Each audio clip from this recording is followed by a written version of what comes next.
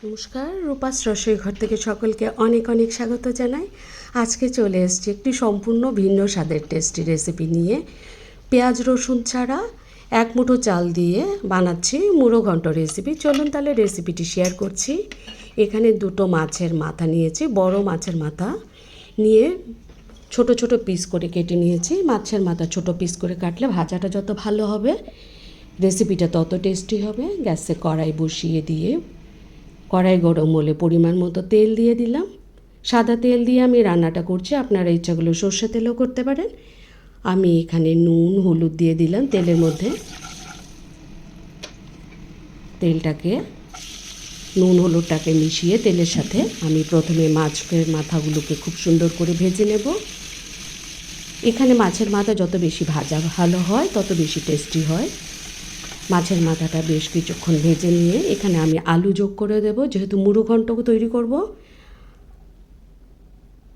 আলুটাকে এই মাছের মাথার সাথেই ভেজে নেব। এখানে দুটো আলু বড় বড় পিস করে কেটে নিয়েছি।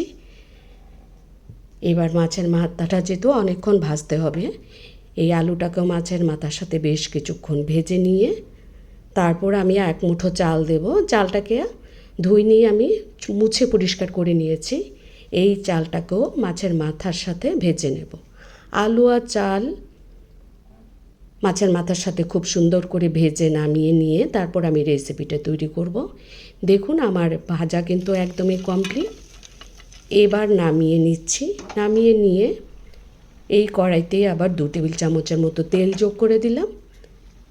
তেলটা যোগ করে দিয়ে তেজপাতা, শুকনো লঙ্কা, এখানে আমি মেথি ফোড়ন দেব। মেথি ফোড়নে এই মুড়ো ঘন্ট রেসিপিটা দুর্দান্ত টেস্টি হয়। ফোড়নটা ভেজে উঠলে আমি এখানে ব্যবহার করব আদা বাটা, বড় টেবিল চামচ 1 টেবিল চামচ আদা বাটা, আর দেব লাল লঙ্কা বাটা। পাকা লঙ্কাটা, যে লঙ্কাটা পাকা সেই লঙ্কাটাকে বেটে নিয়েছি। 1/2 টেবিল চামচ পাকা লঙ্কা বাটা দিলাম। একটু কষিয়ে নিয়ে পরিমাণ মতো হলুদ গুঁড়ো, জিরে ধনে গুঁড়ো দিয়ে বেশ কিছুক্ষণ কষিয়ে নেব। কষিয়ে এখানে আমি একটা টমেটো যোগ করব। একটা টমেটো বড় বড় পিস করে কেটে নিয়েছি। কেটে বেশ কিছুক্ষণ কষিয়ে নিয়ে আগে থেকে ভেজে রাখা চাল, আলু আর মাছের মাথাগুলোকে দিয়ে বেশ কিছুক্ষণ কষিয়ে নেব।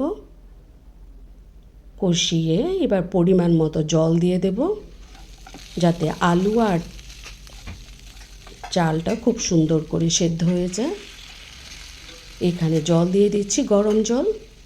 পরিমাণ মতো জল দিয়ে ঢাকা চাপা দিয়ে বেশ কিছুক্ষণ রান্না করে নেব, যতক্ষণ পর্যন্ত আলু আর চালটা খুব সুসিদ্ধ হয়ে যায়। বন্ধুরা যারা আমার রেসিপি দেখছিলেন এতক্ষণ, একটা লাইক অবশ্যই করে দেবেন। আর আমার যদি ফেসবুক থেকে দেখে থাকেন, আমার পেজটাকে ফলো করে অবশ্যই আমার পাশে থাকবেন। ইউটিউব থেকে দেখে থাকলে আমার চ্যানেলটা সাবস্ক্রাইব করে অবশ্যই আমাকে ভালোবাসা দিয়ে যাবেন। ঢাকা চাপা দিয়ে বেশ কিছুক্ষণ রান্না করে নিলাম। দেখুন আমার মুড়ো ঘন্ট রেসিপি কিন্তু একদমই তৈরি হয়ে গেছে। এখানে আমি একটু চিনি যোগ করলাম, পরিমাণ মতো সামান্য চিনি দিয়ে দিলাম। দিয়ে একটু নাড়াচাড়া করে এখানে গরম মশলা দিয়ে দিলাম আর ধনে পাতা ছড়িয়ে দিলাম। হয়ে গেল কিন্তু আমার দুর্দান্ত টেস্টি একটা রেসিপি। পেঁয়াজ রসুন ছাড়া এক মুঠো চাল দিয়ে মুড়ো ঘন্ট রেসিপি। বন্ধুরা যারা এরকম পেঁয়াজ রসুন ছাড়া মুড়ো ঘন্ট তৈরি করে খাননি, আমার রেসিপি ফলো করে একবার ট্রাই করুন আর আমাকে কমেন্টস করে জানাবেন কীরকম হলো। রবিবারের ছুটির দিনে এরকম একটা রেসিপি থাকলে খাওয়ার টেবিল কিন্তু একদমই জমে যাবে।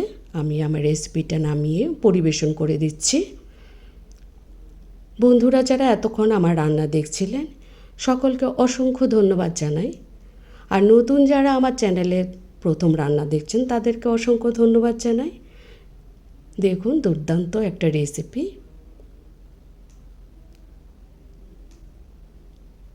সবাই ভালো থাকবেন, সুস্থ থাকবেন আর দেখতে থাকবেন রূপাস রসোইঘর। সবাইকে নতুন রেসিপি দেখার আমন্ত্রণ জানিয়ে আজকের মতো এখানেই রাখছি।